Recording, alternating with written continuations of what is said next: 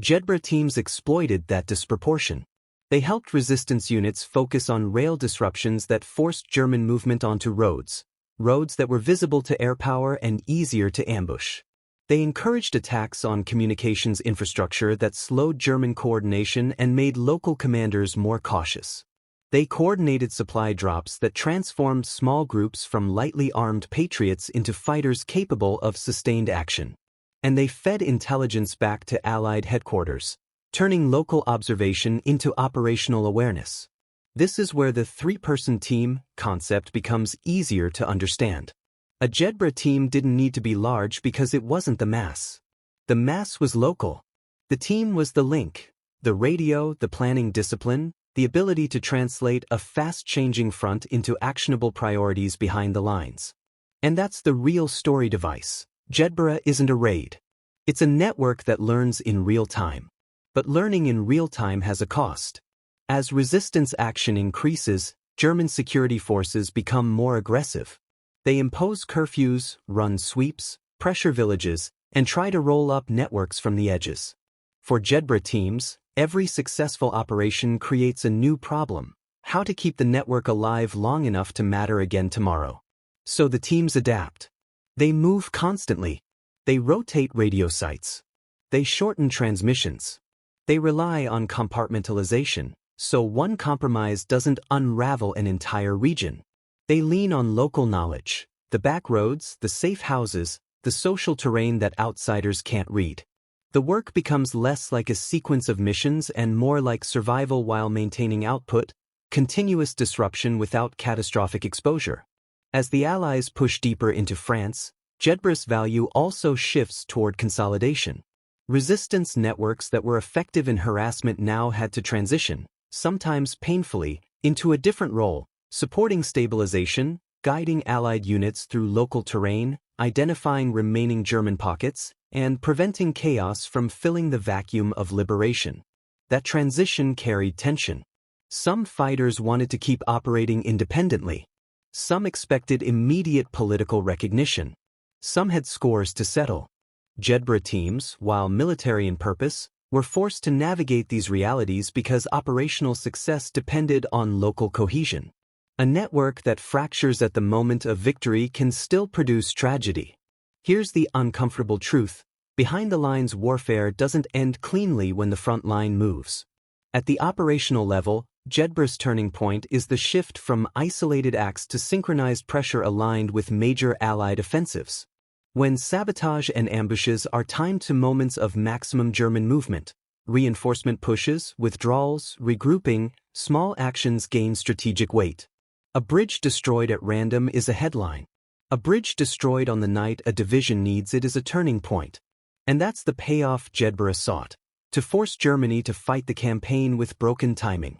Even when a German unit wasn't destroyed, it could be delayed, rerouted, split, or forced into defensive postures it didn't want. Those effects accumulate. They reduce the defender's ability to create a concentrated counterstroke. They make the front less predictable for German planners and more predictable for Allied planners, because disruption narrows the enemy's options into fewer, worse choices. But don't miss the second twist. Jedburgh also created a template for modern special operations, and the lesson isn't "be daring." It's "be useful." Because the most lasting impact of Jedburgh isn't the romance of parachutes. It's the concept of small teams enabling larger forces by working through local partners, blending intelligence, logistics, and influence into one operational package. It's a reminder that modern warfare isn't only about the weapons you field, but the systems you build, systems that move information and supplies, shape decisions, and create momentum. In the aftermath, Jedburgh's legacy becomes clearer with distance. In the short term, the teams contributed to the acceleration of the campaign in France by complicating German movement and improving coordination with local resistance. In the long term, they offered a model of Allied cooperation, multinational teams, unified purpose, and a shared operational language across different services and cultures. And they proved something that feels counterintuitive. The most powerful action behind enemy lines is often not destruction, but connection. The act of linking local capability to strategic timing can change what an army is able to do at the front. final payoff, Jedburgh mattered because it attacked the enemy's ability to respond. It turned the resistance into an amplifier of Allied tempo, not by replacing local fighters, but by aligning them with the operational clock of an invasion. And in a campaign where days could decide whether a beachhead becomes a breakthrough or a stalemate, that alignment was a weapon. Jedburgh's key lesson is that the turning point wasn't a single blast. It was the decision to synchronize thousands of small actions into one shared timetable. If you had been writing that timetable, what would you prioritize? Rail lines, bridges, or communications? If this kind of behind-the-lines strategy is your thing, please like, share, comment, subscribe, and turn on bell notifications so you don't miss the next decision point we dissect. Comment prompt. Which part of the Jedburgh method mattered most? Radio coordination, restraint, or local trust?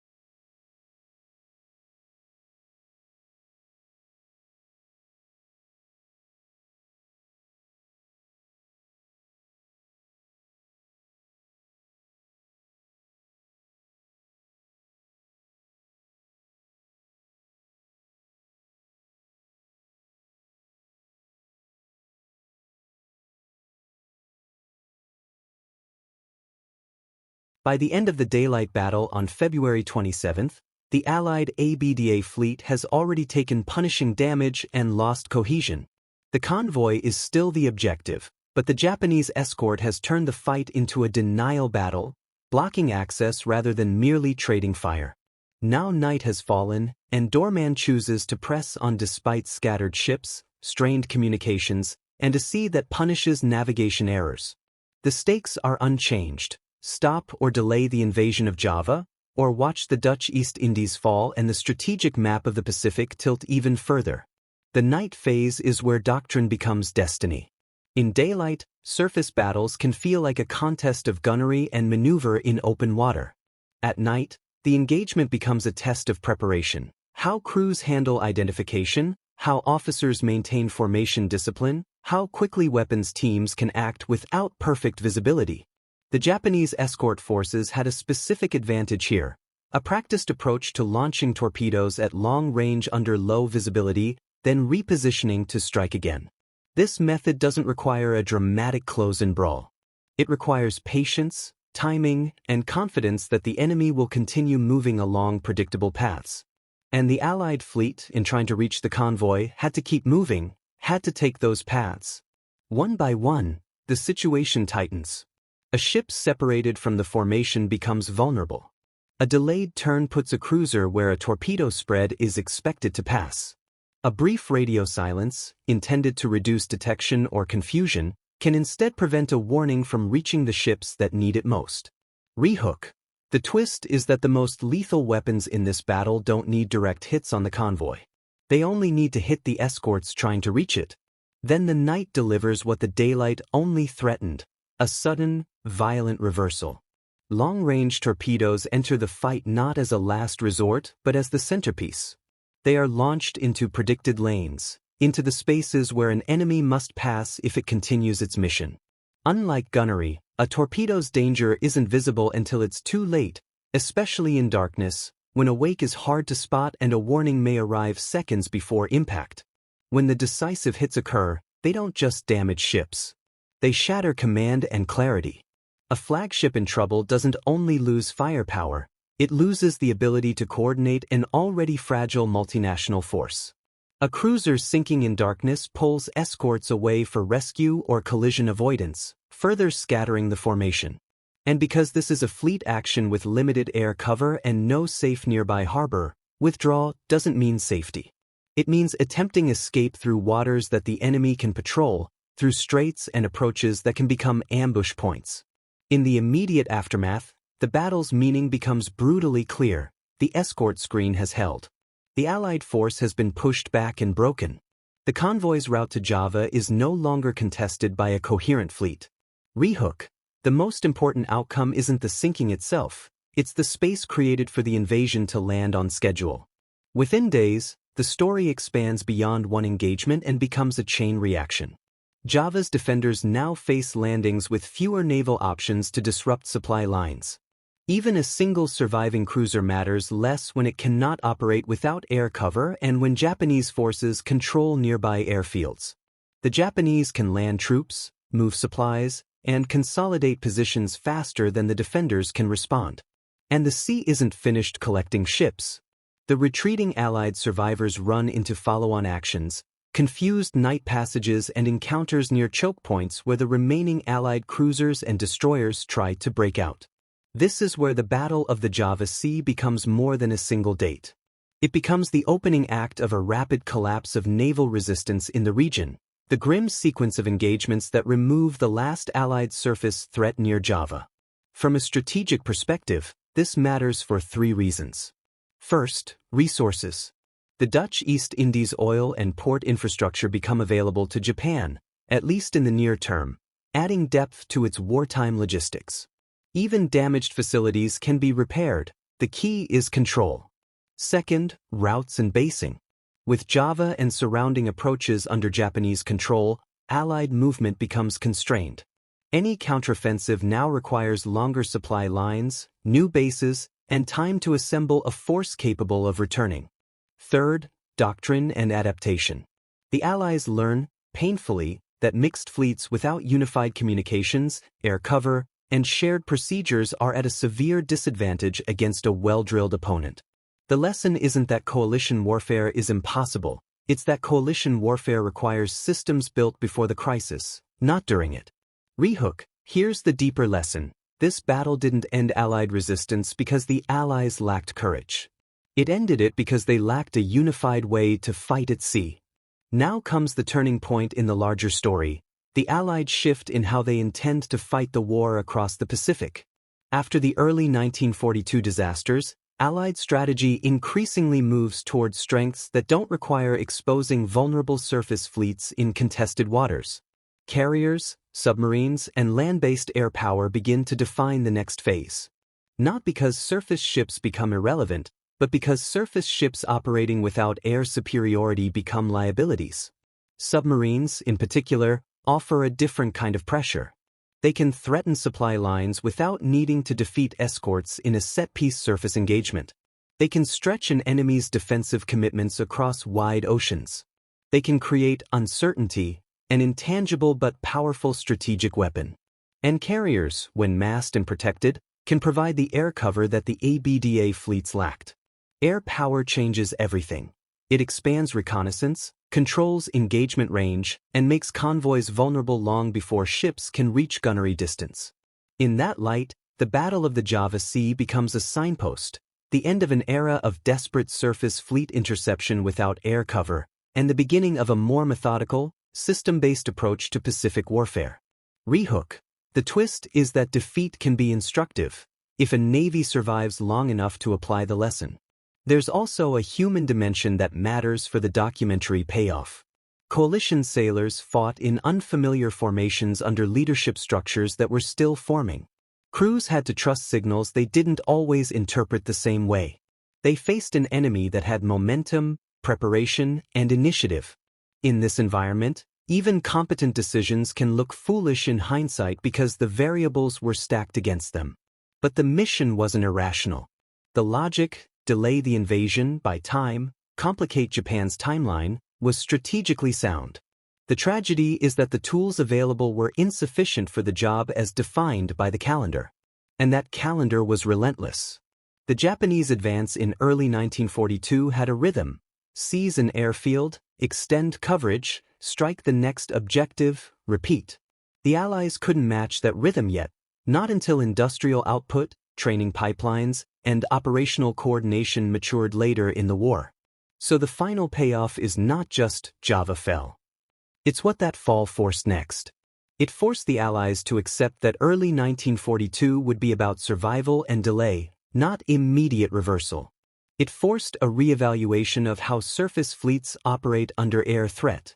It pushed coalition planning toward tighter integration, clearer command structures, and shared procedures.